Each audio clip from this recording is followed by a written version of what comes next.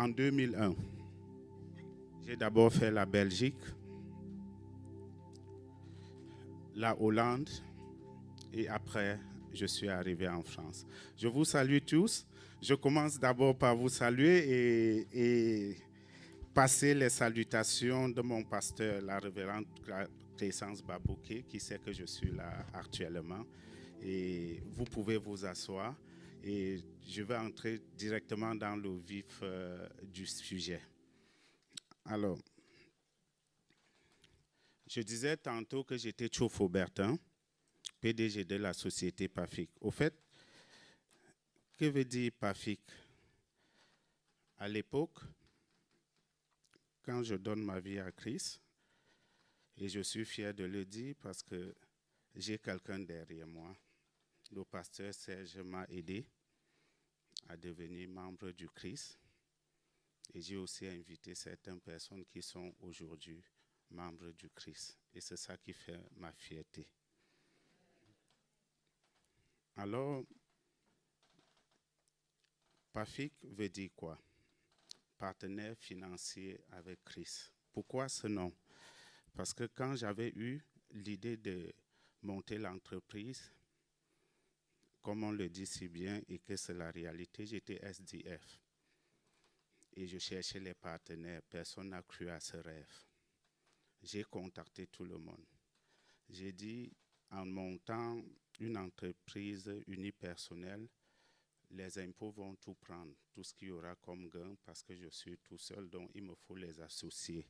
J'ai même demandé prendre les parts gratuitement. Personne n'a voulu. Et je discutais avec ma femme. Je suis allé voir l'expert comptable qui montait l'entreprise.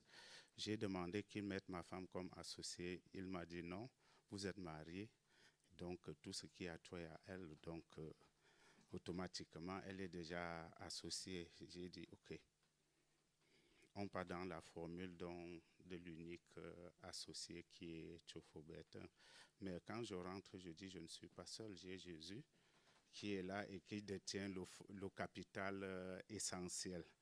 C'est ainsi que j'ai raisonné dans ce sens. J'ai dit que ok, le partenaire fidèle et fiable est donc Jésus qui ne pose pas de conditions. Et c'est comme ça que j'ai donné ce nom à la société PAFIC. Au départ, c'était celle d'ici. Au départ, c'était PAFIC en France que j'ai plus tard déporté en Afrique. Et PAFIC fait quoi en Afrique au juste? PAFIC s'est donné dans la transformation des matières locales et de première nécessité, c'est-à-dire le savon de nettoyage, le savon, la cosmétique, les gels de douche, le beurre à tartiner, l'huile raffinée, l'huile de table bien sûr, l'eau minérale, les jus naturels. Et nous continuons dans la même lancée. Avec la crise ukrainienne, on a entrepris 5 entreprises. La première dans la farine de manioc, la deuxième, farine de manioc panifiable, bien évidemment. La deuxième dans la farine de maïs panifiable pour mettre à 20% dans le blé. Puisque jusqu'aujourd'hui en Afrique, on fait du pain avec 100% blé. Et on a aussi lancé une chaîne de farine de blé, bien évidemment, pour en faire 80% qu'on ajoutera les 10% de la farine locale. Et on a lancé aussi une chaîne d'extraction d'huile de soja. Et à l'heure où je vous parle, 3 de ces chaînes sont déjà embarquées et d'autres sont en fabrication en Inde. Donc, c'est ce que PAFIC fait aujourd'hui. Mais PAFIC a une grande vision. Je m'arrête ici et je pense que quand je veux raconter mon histoire, j'aurai l'occasion de vous dire ce que PAFIC a comme vision finale. Alors, quand j'arrive en France, passant par la Belgique et la Hollande, je suis sans domicile fixe. J'ai Le pasteur Serge me trouve quand j'ai même déjà un petit travail de nettoyage. Ce qu'il oublie, c'est que j'avais déjà fait plus de 8 mois dans la rue, sans job. Et il arrivait des jours où j'avais un petit sac au dos, la nuit tombait, il neigeait et que je n'avais pas encore mangé et que je ne savais pas où j'allais dormir. Et ce n'était pas une situation très facile, mais ce que je peux retenir dans ça, c'est que l'intégrité est quelque chose que tout le monde doit chercher à l'avoir comme acquis. Parce qu'on a eu beaucoup de propositions. Les amis avec qui j'étais, non, il faut qu'on trouve, abandonnons nos femmes, trouvons une femme blanche ou une femme qui a déjà une maison où les conditions sont favorables et cela pourra nous permettre de sortir de la rue. Certains l'ont fait, mais je suis resté moi-même. Et j'essayais de dire à ma femme, tout va bien, tout va bien, tout va bien. Alors, on a eu l'occasion de se former et on a posé la question, qu'est-ce que vous voulez faire? Et vu le temps que j'avais passé dans la rue et la pression financière que j'avais, j'ai dit, je veux me former en nettoyage. Les gens ne comprenaient pas, mais il a l'occasion pour faire quelque chose. Pourquoi il part dans le nettoyage? J'ai choisi cette option. Après la petite formation que j'ai donc suivie, j'étais à la recherche du travail et c'est là où je me retrouve, comme il n'y a pas le hasard dans le plan de Dieu, dans une société où le pasteur Serge passait de temps à autre donner un coup de main à son ami M. Jean-Pierre Bianda, qui était le PDG de la société. Et mon court passage en Belgique, vu que je n'avais pas toujours de maison, me faisait fréquenter, les amis m'amenaient à l'église pour dormir, pour voir comment ça se passe, mais je n'avais jamais accepté de donner ma vie en Christ. Que ce soit en Hollande où je suis passé, je ne peux pas vous dire qu'on ne m'a pas invité dans les églises, mais je n'avais pas donné ma vie en Christ. Et dans mon travail de nettoyage qui payait 600 €, le pasteur Serge passait de temps en temps superviser puisque c'était l'entreprise de son ami. Je changeais les louanges que j'entendais à l'église quand je dormais. Chaque moment, je m'appliquais sur mon travail et les 600 € étaient vraiment précieux pour moi. Donc, je n'avais pas droit à l'erreur. Chaque moment, je commençais à chanter mes cantiques et je faisais sérieusement mon travail. Et c'est là où le pasteur Serge, je peux vous rassurer que je n'étais jamais monté dans la voiture en Europe. Un jour, je finis le travail, les collègues étaient partis. Je suis resté finaliser les petites tâches qui étaient là, rattraper le travail des autres. Et Serge est venu voir le client en question. Il m'a donc pris dans sa voiture. C'était la première fois que je monte dans une voiture en Europe. Et j'étais assis à côté de lui. Il commence à me poser les questions pertinentes. Alors, pourquoi tu chantes quand tu travailles la nuit? Quand je passe, tu es toujours en train de... Je dis non, j'ai suivi ce cantique-là lors de mon passage en Belgique et en Hollande. Il dit, moi je suis pasteur. Et si je t'invitais à un programme? J'ai dit, pasteur Serge, ça, ce n'est pas ce qui m'a amené en Europe. Si c'était l'église, je ne serais pas en France. Parce qu'on m'en a parlé en Belgique et en Hollande. Il m'a dit, non, vas-y, viens, il y a un programme à l'église, il faut venir. J'ai fait l'effort d'être là, mais je suis arrivé à la fin du programme. Or, le programme était à 10 h, vous imaginez, je suis arrivé à 13 h. Les gens partaient déjà, j'ai vu le pasteur Serge, il a dit, entre quand même, je veux prier sur toi. Et je suis entré, il m'a présenté à certaines personnes, ils ont prié, je suis reparti. 2 mois après, je ne venais plus. Il m'a vu, il a dit, mais qu'est-ce que tu fais? Reviens à l'église. Je dis, je veux voir, je veux voir. Je l'appelais Serge parce que dit pasteur Serge était un peu trop, plus c'est celui qui s'est présenté comme pasteur. Donc, j'ai fini par aller à l'église le deuxième jour et j'ai été vraiment touché quand le pasteur prêchait. Au sortir de là, j'ai pris la décision donc de venir à l'église. Mais pour couper court, j'ai fait 6 mois à l'église sans être chrétien, sans donner ma vie à Christ. Et j'étais là avant tout le monde. Je partais après tout le monde. Je nettoyais. Ce n'est que 6 mois après que j'ai compris la chose et que Dieu m'a touché. Quand le pasteur prêchait, j'entendais dans mon oreille, tu connaîtras la vérité t'affranchira. Et j'avais suivi cela tout le long de la prédication, vraiment tout le long. Et après le culte, j'ai dit, ça veut dire quoi? Tu connaîtras. J'ai posé la question à tout le monde, tous ceux qui étaient à côté de moi. Personne. On me dit non, on n'a pas suivi ça, le pasteur n'a jamais parlé de ça. C'est ma première fois que je suis entré en jeûne sec. Pendant 3 jours, je dis, je cherche cette vérité. Et le 3e jour, je tournais la Bible et j'ai vu Jésus et la vérité et le chemin. J'ai appelé mes frères avec tout le courage que j'avais. Je sors du Cameroun et du pays Bamileke où l'idolâtrie est dans le sang et on ne peut pas vivre sans ça. Nous n'adorons que l'écran. Quand je sors de ce jeûne, j'appelle. Suivez-moi attentivement. Mettez le téléphone sur haut-parleur. Malheur à celui qui ira faire des sacrifices avec le peu d'argent que j'envoie. Cela sera sans effet pour moi, mais lui causera beaucoup de tort. J'ai changé. Je suis né de nouveau aujourd'hui. J'ai donné ma vie à Christ et je ne retournerai plus jamais dans ces choses.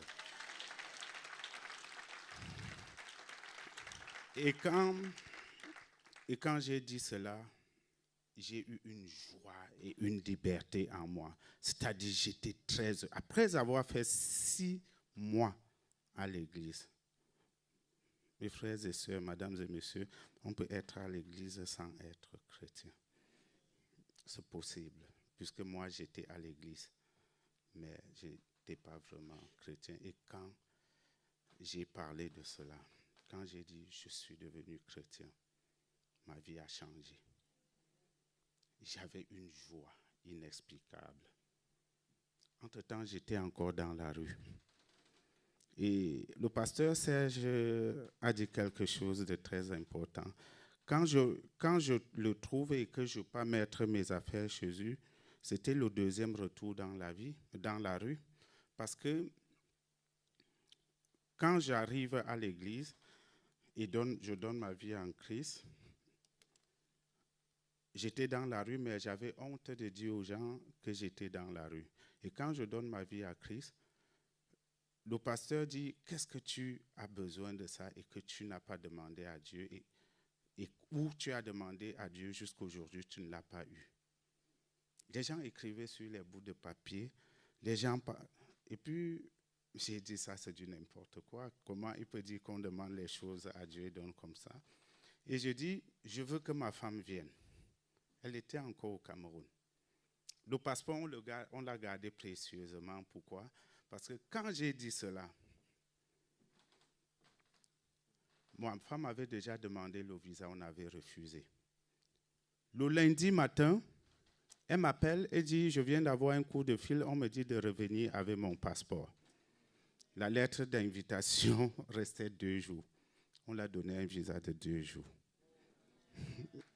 J'ai le passeport, hein, c'est-à-dire j'ai le passeport avec moi. Elle est retournée, on a dit, et ta lettre?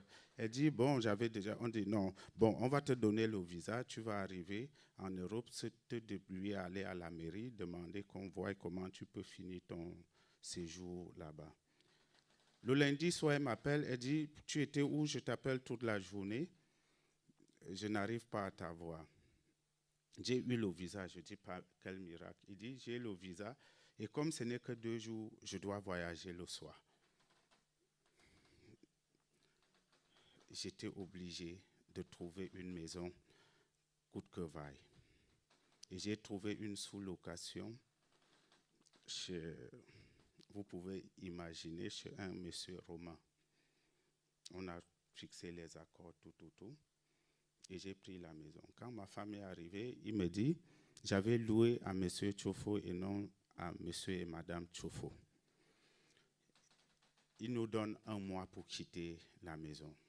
Pendant 1 mois, on fait tout le tour, on ne trouve rien parce que je n'avais pas encore les papiers et je n'avais pas un salaire fiable pour avoir un loyer.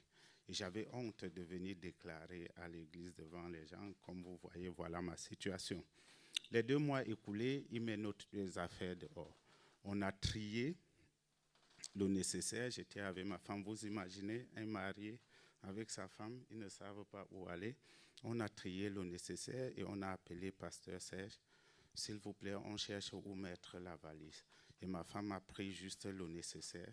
Elle l'a mis dans sa poche. C'était un vendredi. Et il y avait veillée de prière qui commençait de 22h jusqu'à l'aube.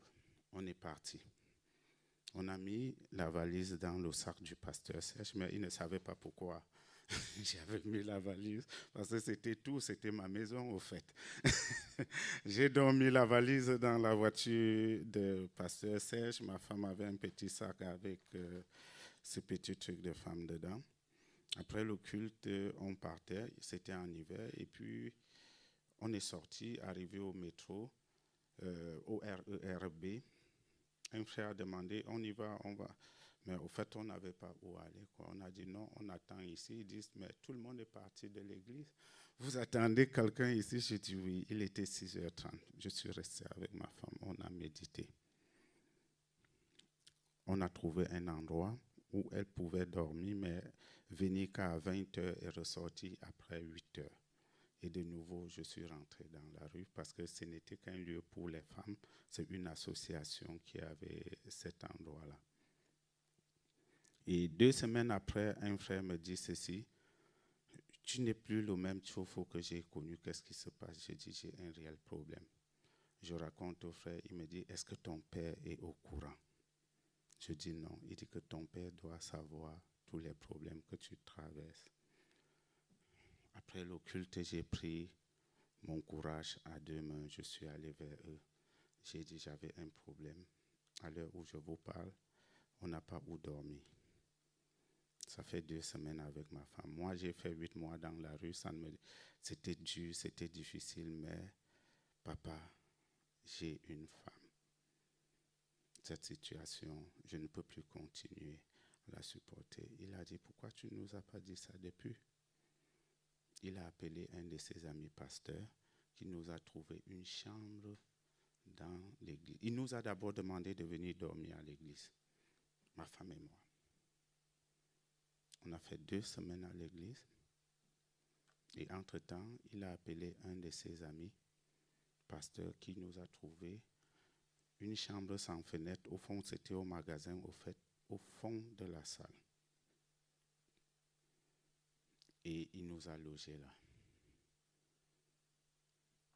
Et ma femme aussi a accepté Christ. Elle a commencé à servir à l'église, vraiment servir dans la chorale. Je suis resté à mon poste, qui était un poste de placeur et de nettoyage des toilettes de l'église. Et je le faisais. Le pasteur Serge rit parce qu'il sait que quand j'étais là, les toilettes étaient propres. J'arrivais à l'église avant tout le monde. Je m'assurais que j'ai nettoyé, j'ai passé la mop, que les toilettes sont OK. Et j'attendais le père spirituel dehors. Dès qu'il arrive, je prends son sac, sa Bible, les bouteilles d'eau, je l'amène dans son bureau. Quand il est sorti de son bureau, je l'amène sur le pupitre. Et qu'est-ce qui provoque le fait que Tchofo Bertin revienne dans l'entrepreneuriat en force? Mon papa était pour moi quelqu'un de très puissant, de très fort, et qui avait la solution à toutes choses, et qui avait de l'onction. Et il a parlé sur le pupitre un jour, et il a dit, on n'a pas payé le loyer de plus de 2 mois, et on menace de nous mettre dehors. J'ai pleuré à l'église ce jour-là. Comment mon père ne peut pas payer le loyer de l'église. Il dit les finances de l'église n'étaient pas au beau fixe. J'ai commencé une prière qui n'avait pas de sens. Seigneur, si les enfants de Dieu qui étaient ici avaient un bon travail et chacun payait sa dîme, on ne devrait pas avoir ce problème. Bénis-moi, Seigneur. Donne-moi un travail. Je veux payer ma dîme. Et bénis mes frères et sœurs. On paye nos dîmes et papa sortira de cette crise. Et au sortir de là, j'ai pris une décision. Dans mes 600 €, je donne 200 €. Qu'on le veuille ou pas, je veux un salaire de 2000 € et je commence à payer sa dîme. Et je commence à payer la dîme de 200 €, or que je n'ai que 600. J'avais fait une demande à la préfecture pour avoir mon titre légal. Ça tardait à venir. Mon patron m'appelle, il me dit, j'ai un boulot du jour et on a un bon témoignage pour toi là où tu travailles. Je te fais déjà un rajout de 300 € là où tu travailles et je te donne un travail du jour. Ce qui te fait 2000 €, exactement ce que je payais. Sauf que j'allais finir à 6 h et partir enchaîner là-bas jusqu'à 10 h. Mais ça ne me disait rien parce que j'avais déjà les 2000 €. J'ai dit 2000 € ce n'est pas assez. Il me faut avoir un travail d'au moins 3000 €. Je passe ma dîme à 300 €. Sans compter les contributions que je donnais dans ce salaire parce que j'avais la joie et la tranquillité pour qu'on puisse gérer les choses de l'affaire dans la maison du Christ. On m'appelle donc pour dire que je viens chercher mon titre de séjour. Quand je pars prendre mon titre de séjour, je passe par le bureau de mon patron. Il me dit d'accord. Et on avait les réunions avec le pasteur Serge et mon boss tous les lundis. Le lundi, il me tend un trousseau de clés. Il dit la voiture qui est dehors est désormais ta voiture pour travailler. Tu es superviseur. Je veux un peu faire marche arrière parce que souvent, les gens disent les choses, on prend pour argent comptant. Quand j'arrive dans la société, on décrit le boss Serge et Paul-Francis Massoma comme les capitalistes, les gens sans cœur, les gens qu'il ne faut pas les suivre. On a dit des choses. Mais avec le temps, j'ai vu que tout ce qu'on disait était faux. Quand on me nomme superviseur, j'arrive dans un bureau, c'était un open space.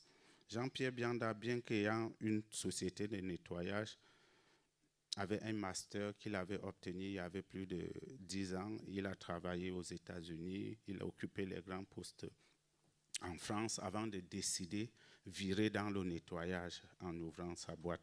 Je passe un message à quelqu'un, est-ce que ton boulot est ton vrai boulot? Si quelqu'un comme Jean-Pierre Bianda qui touchait près de 8000 € pouvait laisser et aller créer une boîte de nettoyage et il a prospéré, il continue à prospérer. Alors, j'étais face à des gros calibres qui portaient un bagage intellectuel et qui avaient de l'expérience. Mais c'était difficile d'accepter les reproches.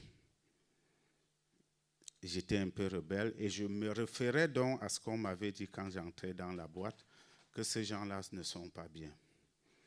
Donc tout ce qu'ils disaient, je rejetais. C'est-à-dire j'étais sur la défensive. Après un temps, j'ai dit non. Si ces gens-ci m'ont choisi, et si tous disent la vérité, c'est que j'ai un problème, je dois apprendre. Je mets tout le négatif à côté, je dois apprendre. Et j'ai commencé à suivre les conseils, à copier d'eux, à apprendre d'eux, à me former. J'étais assistant superviseur et ils m'ont nommé superviseur et j'avais la responsabilité maintenant de recruter sans faire recours à eux et de fixer les salaires sans les demander et venir juste rendre compte. Et on était 2 superviseurs comme ça. J'ai tenu et dans ce travail de superviseur, on m'appelle, on me dit, Là où j'avais demandé faire la sécurité dans une grande boîte que je ne citerai pas ici, on m'appelle, on dit, il y a du boulot pour toi. Je dis, ah bon? Non, non, non, je ne peux plus. Le chef me dit, non, venez, c'est juste un truc de week-end. Si vous pouvez travailler les dimanches soirs, les samedis soirs et les vendredis soirs, on n'est pas à temps pour vous donner 1 500 €. Je me retrouve à 3 500 €. Mon boss n'avait pas encore dit son dernier mot en me nommant superviseur. Donc, c'est resté là. J'avais aussi écrit à la partie publicitaire de la Poste qu'ils appelaient Média Post. Ils m'appellent, ils disent, tu peux venir. Je dis non, ce n'est pas possible. Ils me disent non, non, non, c'est un travail qui n'est pas contraignant. On te donne la pub à mettre dans les boîtes, tu mets à l'heure où tu veux, mais pas à plus de 22 heures. Et tu as toute la semaine pour le faire. Et comme je voulais satisfaire mon père et contribuer à l'œuvre de Dieu, j'ai décidé de donner 700 € dans la maison du Seigneur. Je suis allé là, j'ai vu que tout cela était cumulable parce que dans la boîte de nettoyage, j'étais le patron déjà. En tant que superviseur, je venais que rendre compte les lundis. Je m'assurais que j'étais sur les sites et que le travail se faisait bien et que je pouvais aller faire ma sécurité après le culte le dimanche, le vendredi soir et le samedi soir et reprendre d'autres boulots le lundi. J'ai cumulé ce boulot, ce n'était pas facile. Mais je suis fier parce que j'avais beaucoup contribué aussi au fonctionnement de l'Église. Et j'ai pu mettre à côté, et c'est en ce moment qu'après avoir mis à côté, j'ai pu chercher un loyer. Et comme j'avais plusieurs fiches de paye, il n'y avait pas assez de garantie. On m'a dit de faire un dépôt de 12 mois. La maison était 1 000 €. J'ai pu obtenir cette belle petite maison pour faire plaisir à ma femme qui était déjà enceinte de mon Samuel qui est assis là. Et c'est comme ça qu'on a eu notre premier loyer.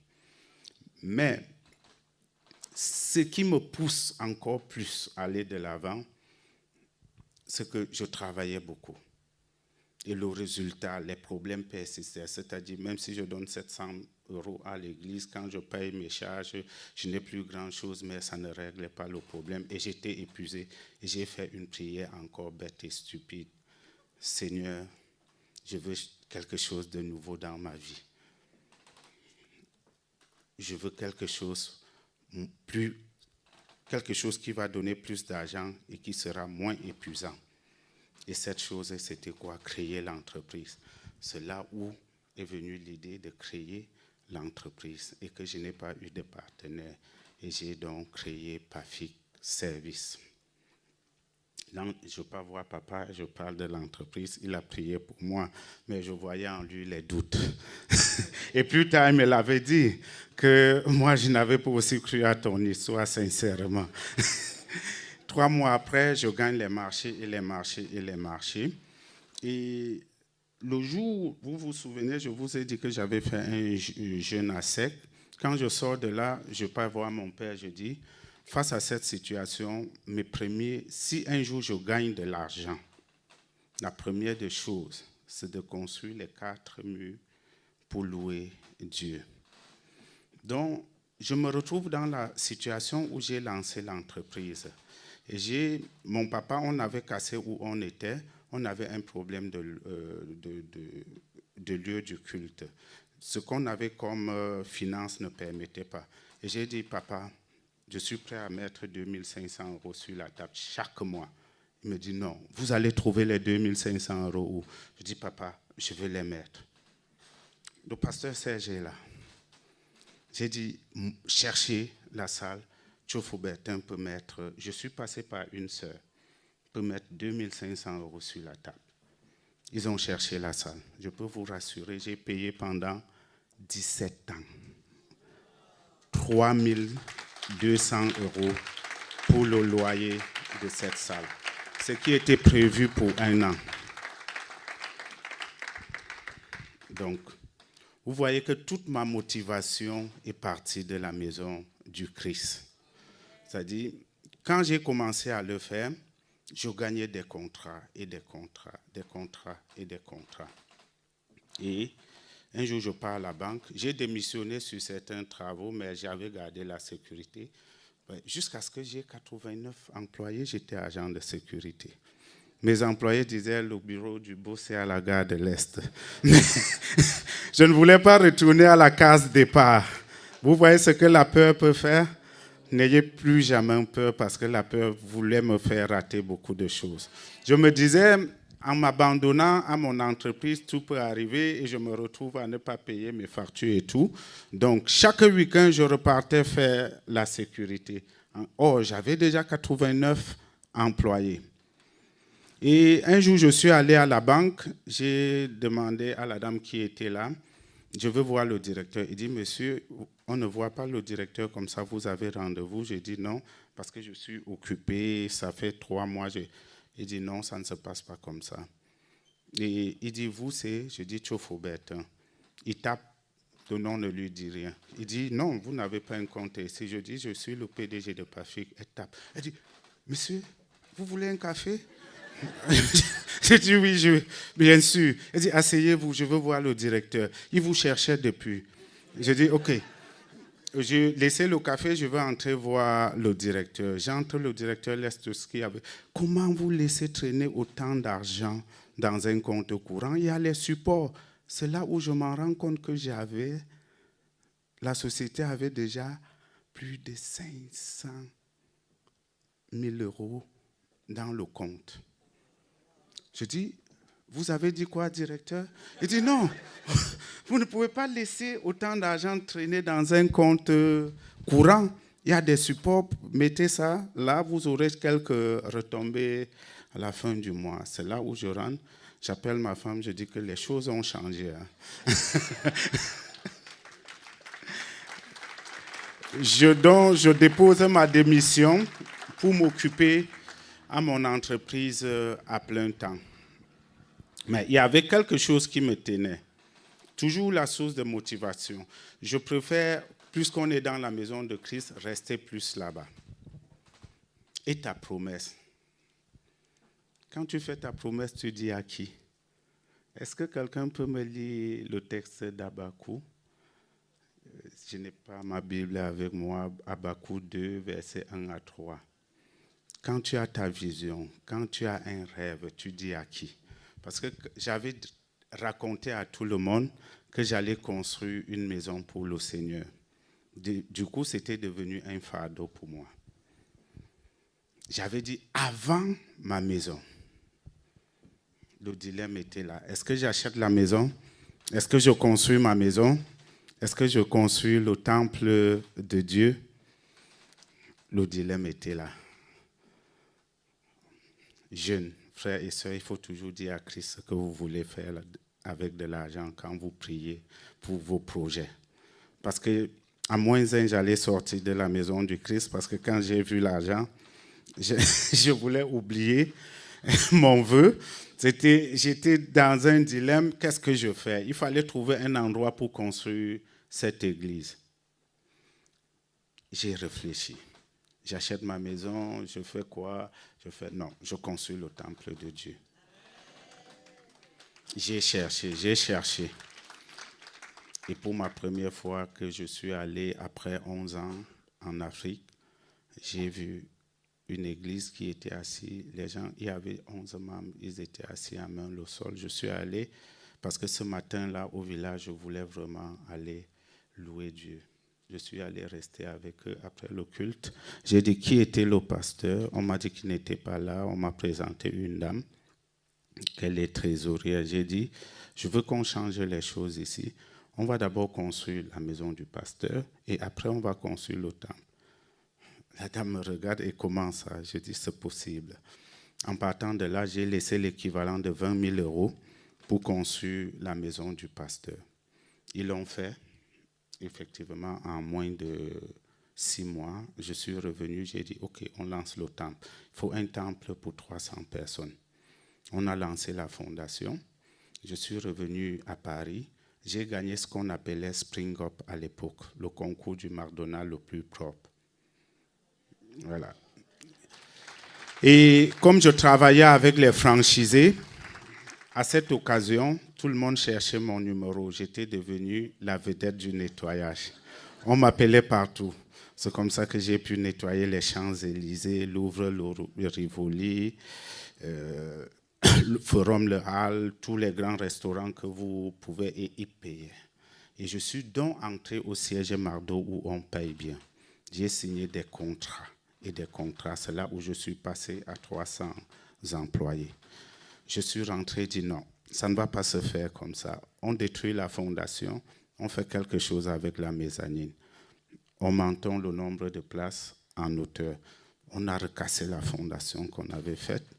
On a refait un temple avec mezzanine. Je peux vous dire que je suis allé là 2 fois de ma vie. Après la construction, le jour de l'inauguration, ils m'ont invité. Et le jour où on remettait les clés, ils m'ont invité aussi. J'avais comme ça accompli mon vœu envers le Seigneur. Et dès que je l'ai fait, j'étais tranquille, vraiment tranquille. Je pouvais maintenant construire la maison pour ma maman, mes frères et ma propre maison. Sauf que quand je fais ça, je me retrouve à dire, qu'est-ce que je fais? Je fais mon entreprise fait plutôt des services. Il me faut entrer dans l'entrepreneuriat. Je reviens vers Dieu. Je dis, fais quelque chose de nouveau dans ma vie. Fais quelque chose de nouveau dans ma vie. Je veux être industriel, Seigneur. Comment faire ça? Ça n'a pas été facile. Je suis allé au Cameroun, j'ai réfléchi. Qu'est-ce que je peux bien faire? Quand je reviens de là, l'idée était de transformer la matière locale camerounaise. Et il y avait l'huile de palme que les gens n'arrivaient pas à utiliser, soit ce n'était pas de bonne qualité ou il n'y avait pas de preneurs. J'ai donc décidé de lancer une savonnerie. J'ai d'abord voulu faire les supermarchés avec les appartements meublés. Mais au Cameroun, on dit on m'a frappé. On a pris l'argent, j'ai acheté le terrain que je n'ai jamais eu. Mais ça ne m'a pas découragé. Si je partage ce témoignage, c'est qu'il y a certaines personnes, quand ils veulent faire les affaires, au premier échec, ils arrêtent. Non, ça ne m'a pas découragé. Et le deuxième aussi, c'est que quand j'arrive à 2011, selon ce que j'ai vu chez McDonald's, je me disais, je lance plutôt une ferme pour faire les restaurants fast-food. Et j'achète donc un champ de 30 hectares. Et quand je veux donc, je me mets à réfléchir, je commence la culture, c'était impossible de faire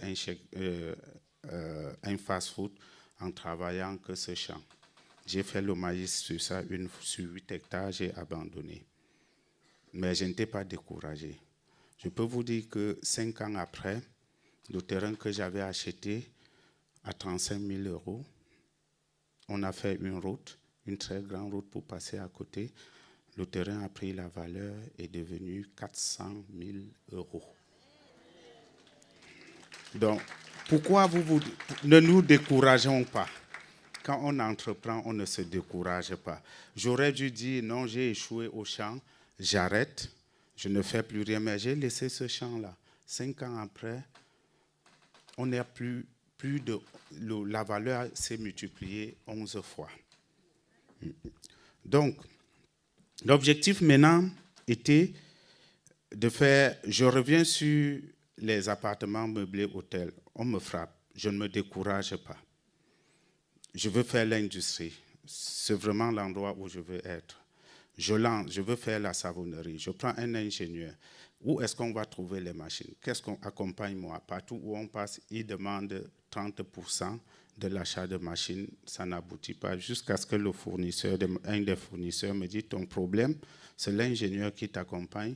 Parce qu'à chaque moment, j'ai discuté avec mes collègues, il faut que les gens comprennent que la savonnerie est plus focalisée en Italie et surtout dans un village, dans un petit coin dont ils se connaissent presque tous. Il y a près de 15 fournisseurs de machines là dont ils se parlent.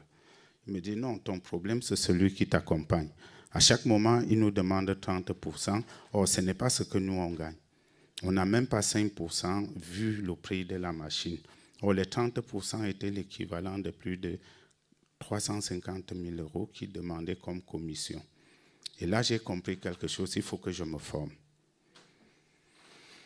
Lundi, je prenais EasyJet pour aller en Italie, travailler jusqu'à 17h, retourner à Paris, travailler mardi à Paris, mardi prendre EasyJet pour l'Italie, apprendre comment ça fonctionne, retourner le soir, mercredi travailler à Paris, jeudi reprendre EasyJet pour aller travailler en Italie.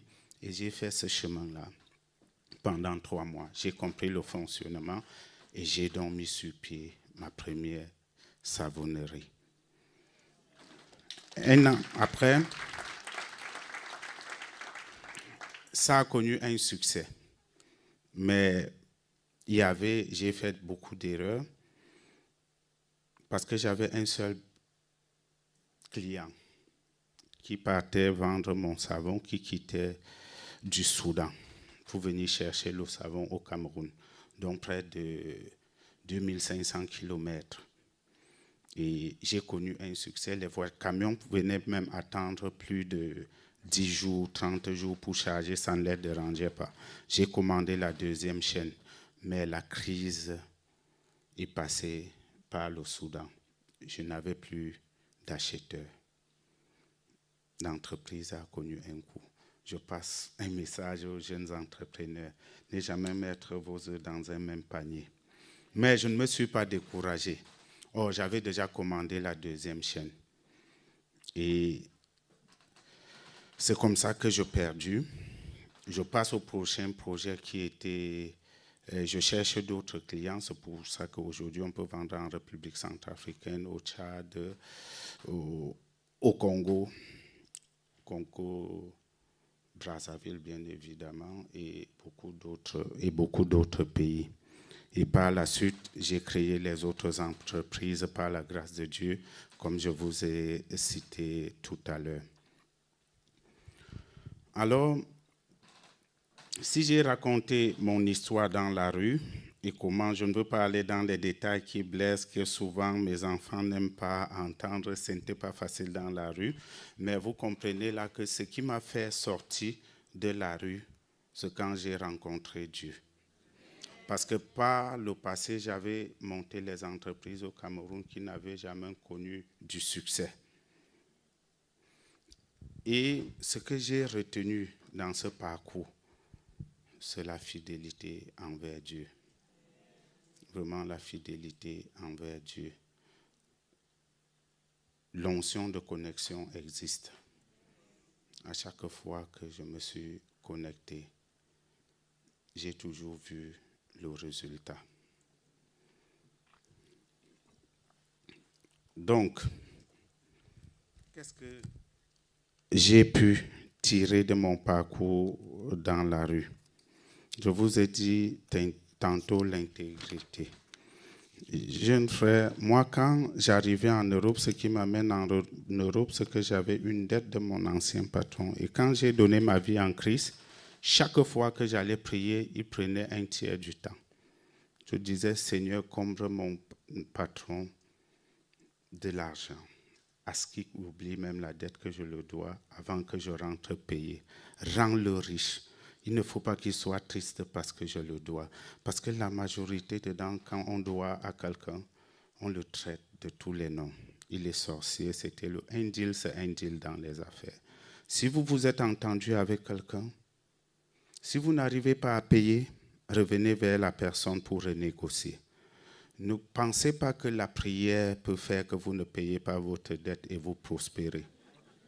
Et quand je suis rentré au Cameroun, le monsieur était bêtement riche. Il ne m'a pas reconnu. Parce que quand je venais ici, j'avais 115 kilos.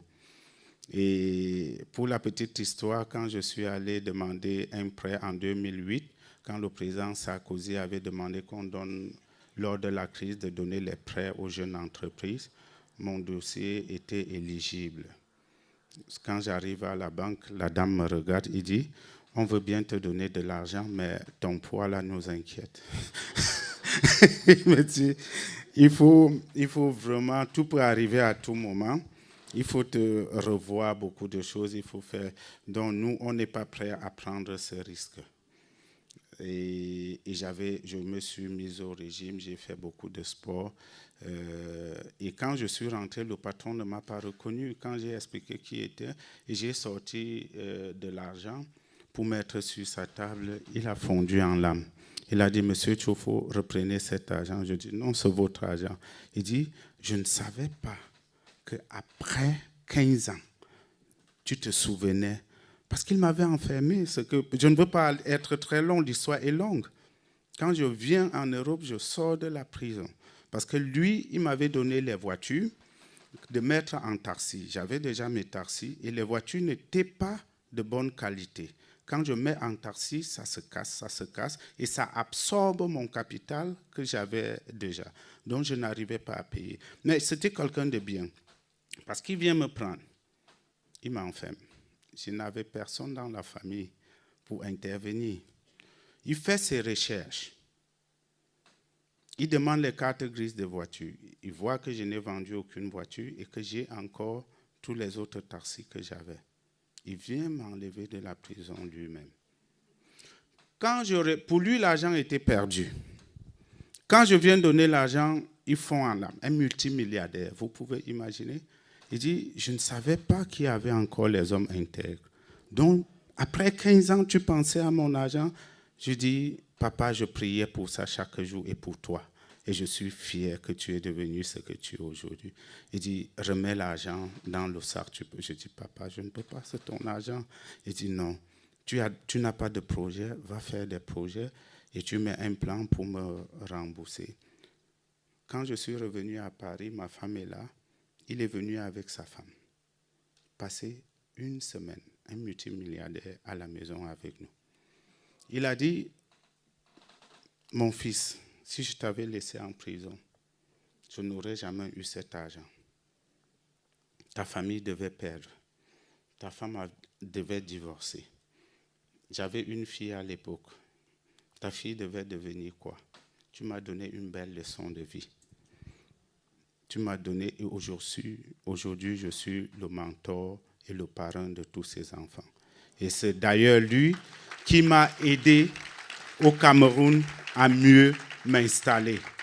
Donc, voilà la leçon première que j'ai aussi tirée de ce passage-là, d'être intègre. Même quand on donne sa vie en Christ, ne pensons pas que les affaires qu'on a fait hier et qu'on doit aux gens, on ne doit pas payer. Non, Dieu ne peut pas nous... Je ne sais pas s'il va nous pardonner dans ces situations, mais rechercher la paix au maximum. Je dis bien au maximum, pas où on passe. Mon ancien patron reste un ami à moi. Mon ancien patron d'ici. À chaque moment que j'ai un problème, je l'appelle. On peut faire des heures et des heures au téléphone. Parce que la séparation n'était pas du tout facile. Il n'y a pas eu de casse. Mais en tant que son enfant, je me devais le droit. Je dis bien le droit parce qu'après, il m'a donné 3 mois pour partir. Il m'a dit de garder un peu, passer un peu le temps, de rechercher la paix. J'ai recherché. Aujourd'hui, je suis une de ses fiertés parce qu'il parle de moi partout où il passe. C'est un enfant que j'ai élevé, c'est un enfant que j'ai formé et regardez ce qu'il est aujourd'hui. Donc, chers amis, chers jeunes qui inspirez où vous êtes en train de faire les affaires, recherchez la paix partout où vous passez. Maintenant, ce que j'ai aussi rencontré dans mon parcours jusqu'aujourd'hui, c'est que nous, en tant que chrétiens, on doit chercher à parler le langage du lieu où on se trouve sans se compromettre. C'est-à-dire, quand je pars dans un pays, quand je veux entreprendre, où est-ce que je suis? Comment ça se passe là-bas? Comment je peux faire sans me compromettre?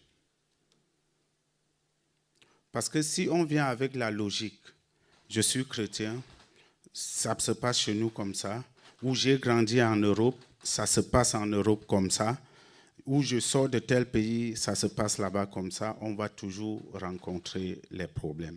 Je prends l'exemple, j'avais un conseil qui était avocat ici à Paris, et je l'ai pris au Cameroun parce que je pensais qu'il était très, très efficace. Et à chaque mois, on n'obtenait pas de solution, des résultats. Dans le plan des courriers administratifs qu'il rédigeait, on ne répondait jamais. Et un jour, je suis allé voir un administrateur civil. J'ai dit, pourquoi on ne répond pas à mes questions? Est-ce que c'est parce que je suis à mes courriers? Est-ce que c'est parce que je suis de la diaspora? Il m'a dit, fais-moi voir ces courriers. Il a regardé les courriers, il m'a dit, non, c'est parce que il y a le gros français dedans, c'est bien écrit, mais nous, on ne comprend pas ce langage au Cameroun. Je dis, ah bon, monsieur? Il dit, non, au Cameroun, on n'écrit pas comme ça. Qu'est-ce qu'il doit? Je dis, mais qu'est-ce qu'il faut faire? Il dit, est-ce qu'il t'arrive souvent d'aller au supermarché, au restaurant? Je dis, oui, monsieur le préfet. Il dit, qu'est-ce qui se passe là devant les restaurants? Je dis, souvent, il y a les jeunes, quand tu sors de la voiture, il dit, un président, le grand des grands, avec sa chemise blanche, tu es ceci, cela. Ah, Je dis, il y a tous ces gens-là, et devant le supermarché. Et j'ai dit au préfet qu'un jour, ils m'ont tellement flatté que j'ai donné ce que j'allais utiliser au supermarché pour mes courses à ces gens. Et quand j'ai ramassé les courses, je me suis rendu compte que je n'avais plus rien dans la poche. Et heureusement, je fréquentais le supermarché. J'ai dit laisser à côté, je m'en vais tchouquer, chercher l'argent au distributeur pour venir payer. Il dit, c'est comme ça que ça marche ici. Quand tu veux écrire, tu dis en droite ligne de la politique du chef de l'État, son Excellence, tant. Monsieur le ministre, en tant qu'humble serviteur du gouvernement, Et on est rentré, on a reformé nos courriers. Le même jour, on m'a appelé. Et tout. Donc, vous comprenez que si on arrive à un endroit et on pense qu'on peut fonctionner comme on fonctionnait ailleurs sans rechercher comment ces gens-là fonctionnent, ça ne marchera pas. Un autre exemple, pourquoi on doit comprendre comment ces gens du monde fonctionnent et essayer de s'adapter sans toutefois, je précise toujours, se compromettre, c'est que je cherchais à montrer que j'étais très humble. Ouais, le frère Bertin, le monsieur là, il a de l'argent, mais il est très humble. Et puis ma voiture était tombée en panne, j'ai pris une RAV4. Ça ne gêne personne dans la maison du Seigneur de venir avec une petite ou une grande voiture. Mais sauf que eux, dans le domaine des affaires, ils ne voient pas ça comme ça. J'étais engagé dans une banque à l'ordre de 15 millions d'euros.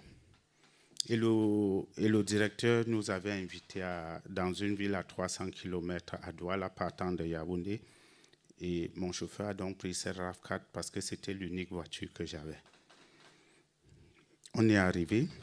Il y a les parkings de derrière. On me fait toujours passer en via. Et puis quand tu es engagé chez eux, ils veulent récupérer leur argent. Donc ils ne veulent pas te faire perdre le temps. En entrant, j'ai vu le directeur. Il venait aussi avec sa grosse voiture. Il dit, monsieur Tchofo, ça va? La route était... Je dis, oui, monsieur le directeur. Il dit, à ce soir au dîner. Je dis, merci. Je monte faire mes opérations. Après le dîner, ils sont m'accompagner. C'est la RAV4. Je dis, je prends la route à 4 heures. Il dit, c'était écrit sur la voiture. Il dit, monsieur Tchofo, ne me dites pas que vous avez fait la route avec cette voiture. Je dis, oui, monsieur le directeur. Il dit, vous avez 2 semaines. J'appelle tout de suite pour qu'on vous donne un crédit de consommation de 250 000 € pour revoir votre parc automobile.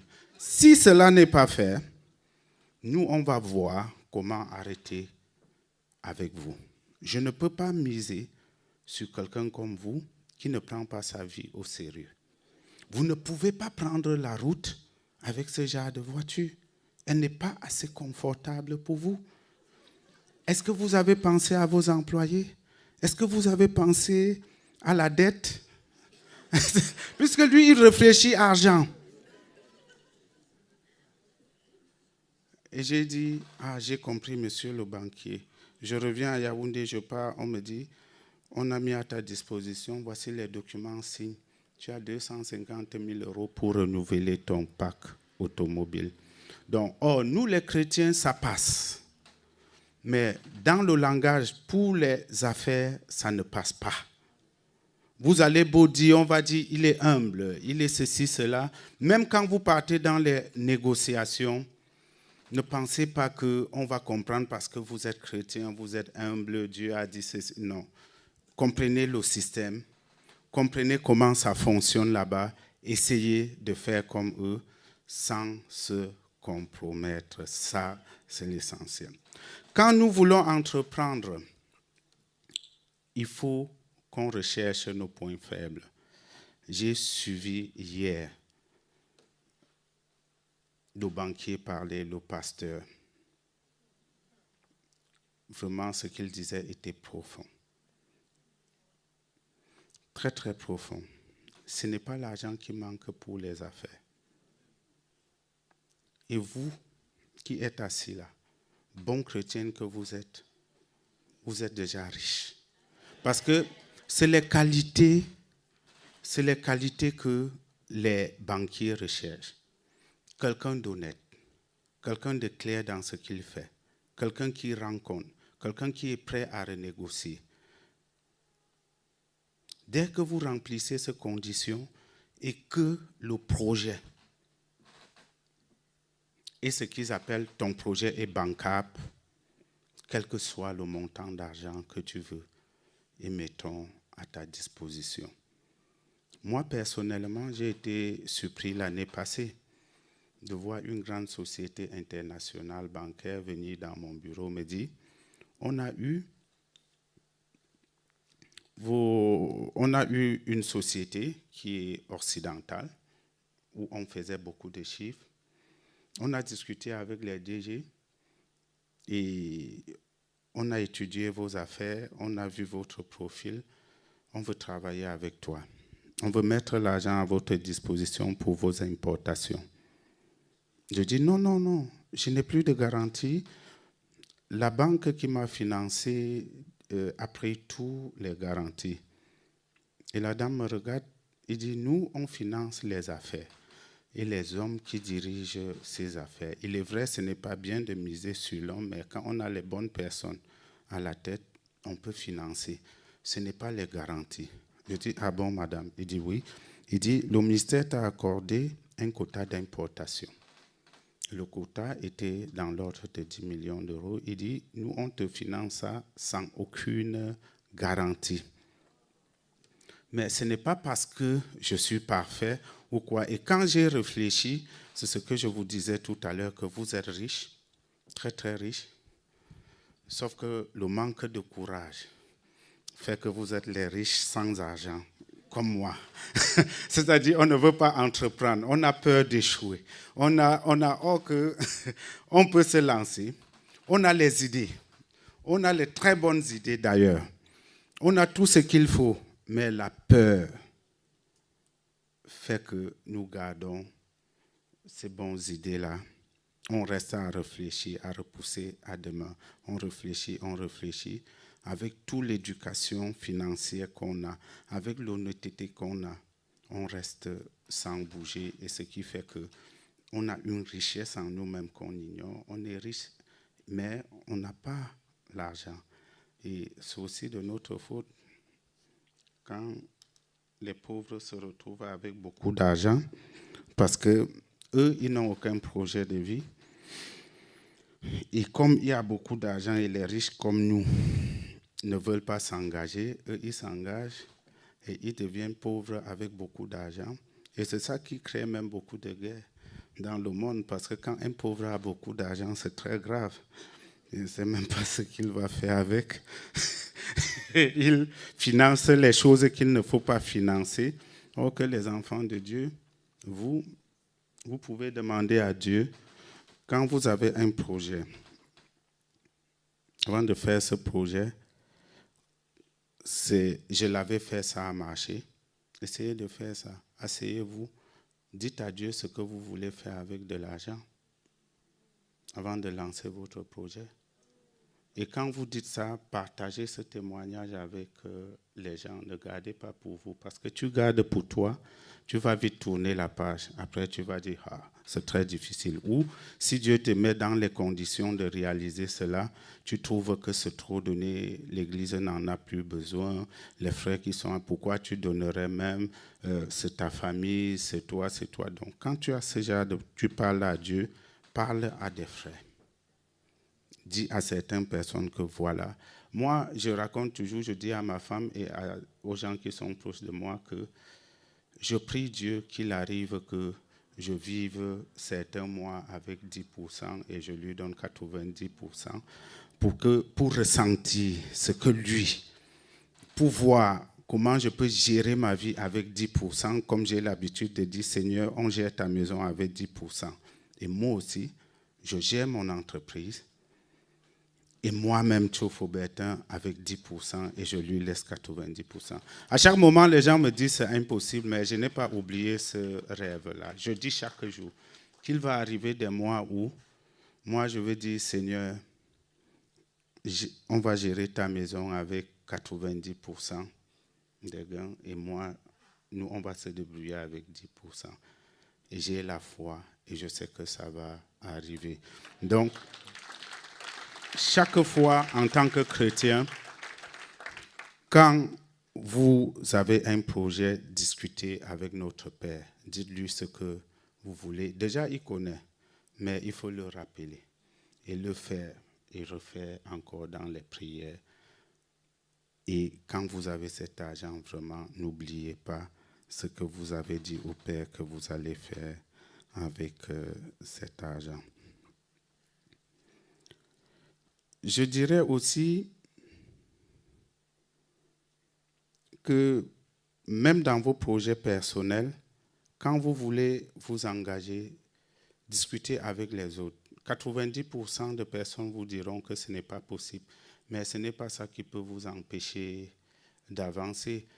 Quelles sont mes motivations, en dehors de la motivation que je vous ai dit, qui étaient les contraintes dans la maison du Seigneur, et ce qui me fait multiplier les entreprises aujourd'hui? C'est que j'ai un rêve. J'ai travaillé chez Quick, McDonald's, KFC. Et j'ai envie, quand je pars au Cameroun, je vois en Afrique en général, parce que j'ai fait plus de 13 pays d'Afrique, je vois qu'on a les mêmes problèmes. C'est-à-dire, les salaires sont bas, mais le coût de vie est très élevé. J'ai pris une décision de lancer un groupe fast-food qui pourra vendre 2 millions de menus par jour. Ça, c'est mon rêve. Et à 1 euro le menu. C'est compliqué, mais j'avance. Quand j'entends quelqu'un dire, Monsieur Tchofo, on ne voit pas vos jus partout, c'est parce qu'il ne comprend pas que les jus n'étaient pas faits pour vendre partout. Et aujourd'hui, je fais les expériences pour voir si je peux avoir un jus à 10 centimes, qui est de bonne qualité et qu'on va accepter. Je fais les expériences. On ne voit pas ton eau partout, Monsieur Tchofo. On trouve que chez certaines personnes et au quartier. Oui, effectivement, parce que j'ai l'objectif à atteindre.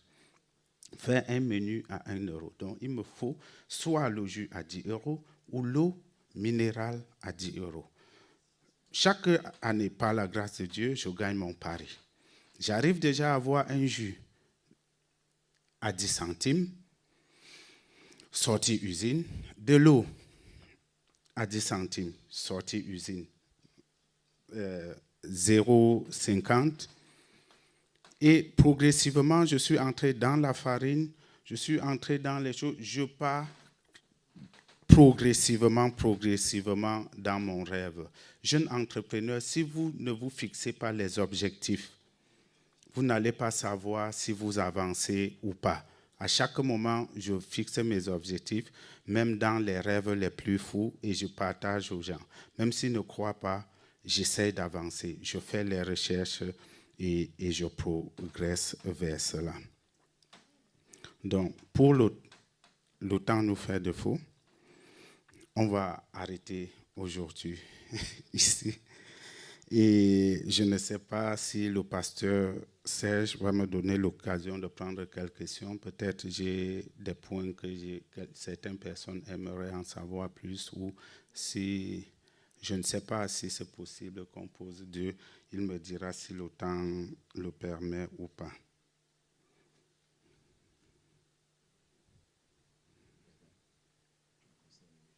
5 minutes, d'accord. D'accord. Est-ce qu'il y en a d'ailleurs? Ok. Oui, il y a quelqu'un là.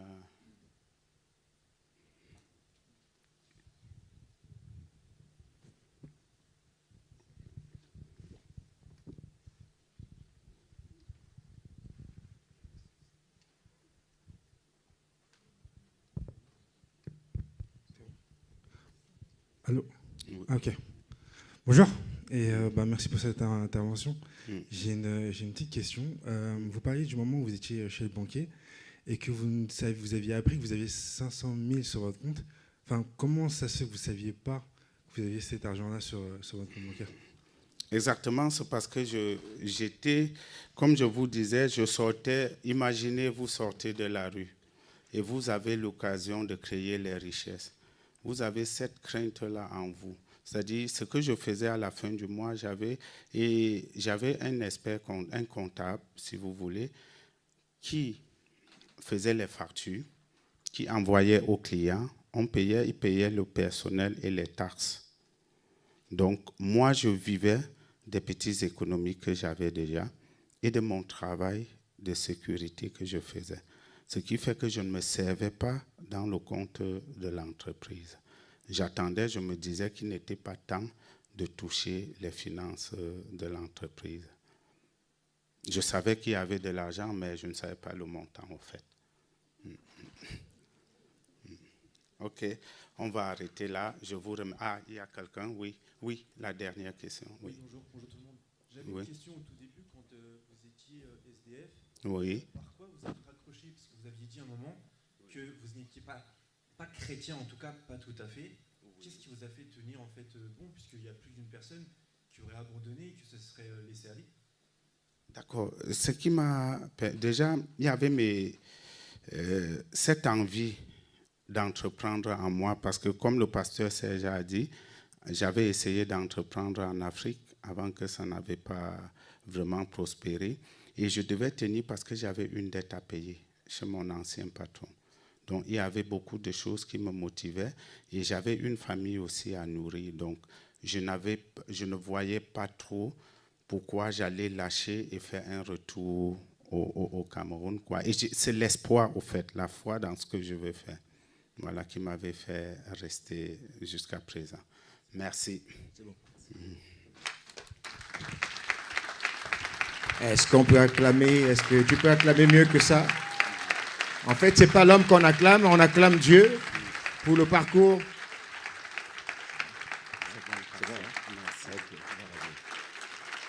Oui, oui, on peut. Bénissons Dieu. Voyez ce que le Seigneur est capable de faire. Amen. Voyez ce que le Seigneur est capable de faire. Oui, vous pouvez prendre place un instant. Voyez qu'au travers de tout ce que le frère Bertin a partagé avec nous, moi j'ai noté plusieurs choses. En fait, ça peut faire l'objet de tout un ouvrage. On peut lire tout un livre là. Donc, ceux qui sont des experts des grandes écoles de commerce, ils peuvent tirer de là donc des clés pour devenir un entrepreneur à succès.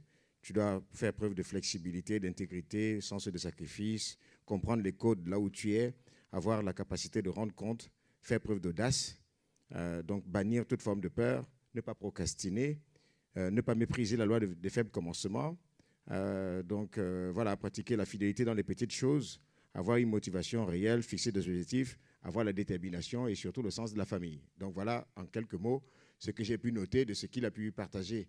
Est-ce qu'on peut vraiment apprécier Dieu?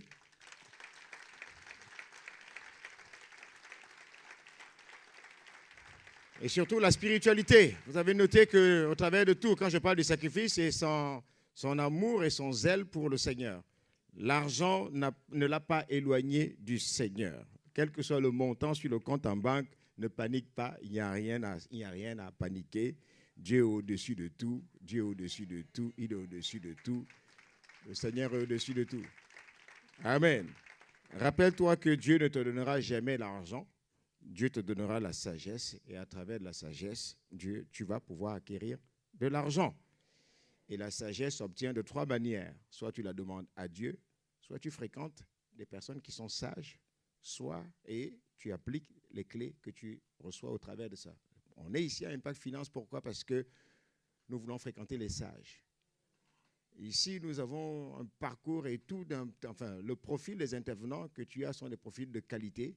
Pourquoi? Parce que la vision et la pensée que nous avions, c'est que tu puisses t'identifier et tu puisses te projeter au travers des différents parcours que tu as et que tu réalises que c'est également possible.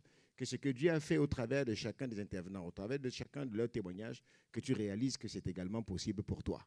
Il est capable de le faire également pour toi et il va le faire pour toi.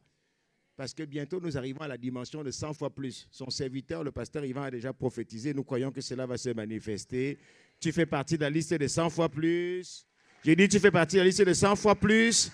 100 fois plus de CEO, 100 fois plus des hommes influents, 100 fois plus de sportifs de haut niveau, 100 fois plus de ministres, 100 fois plus de préfets, de gouverneurs, députés, de maires, 100 fois plus d'entrepreneurs, 100 fois plus, 100 fois plus, 100 fois plus.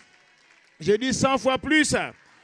C'est la saison d'aller et on y va, on va à la conquête, on va tout prendre, on va tout prendre. On va prendre la politique, on prend l'économie, on prend les médias, on prend la santé, on prend le sport, on prend le divertissement, on prend les industries, on prend tout. On prend tout. Et on amène les lois du royaume, les principes du royaume. C'est assez de ténèbres. Oui, les ténèbres règnent dans ce domaine-là. Nous sommes la solution, nous sommes la lumière. On y va et avec les principes de Dieu et avec la compétence et la diligence. On associe et la puissance du Saint-Esprit et la puissance des œuvres, la compétence et la diligence. Tout ça, c'est ce que nous allons mettre en pratique pour pouvoir y aller et on y est déjà. Plusieurs sont déjà là.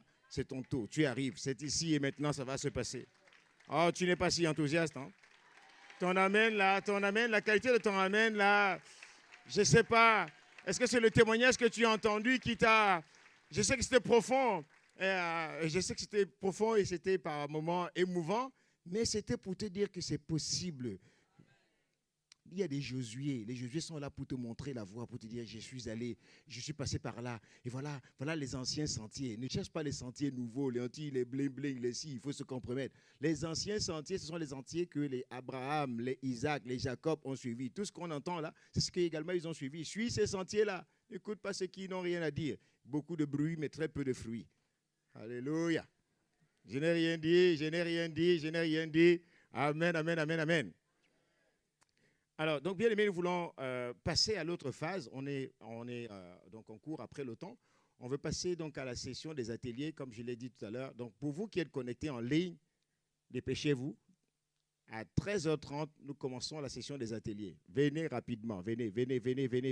Et surtout, si vous venez 15 minutes, donc ceux qui sont déjà inscrits aux différents ateliers, assurez-vous, 15 minutes après le début des ateliers, vos places ne sont plus garanties.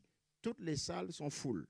Donc, si vous venez après 15 minutes, vous allez aller dans la salle où il y a peut-être de l'espace. Donc, dépêchez-vous. C'est ici, en présentiel à la cité royale. Amen. Donc, on a commencé à recevoir des témoignages. Le Seigneur a commencé à faire des choses.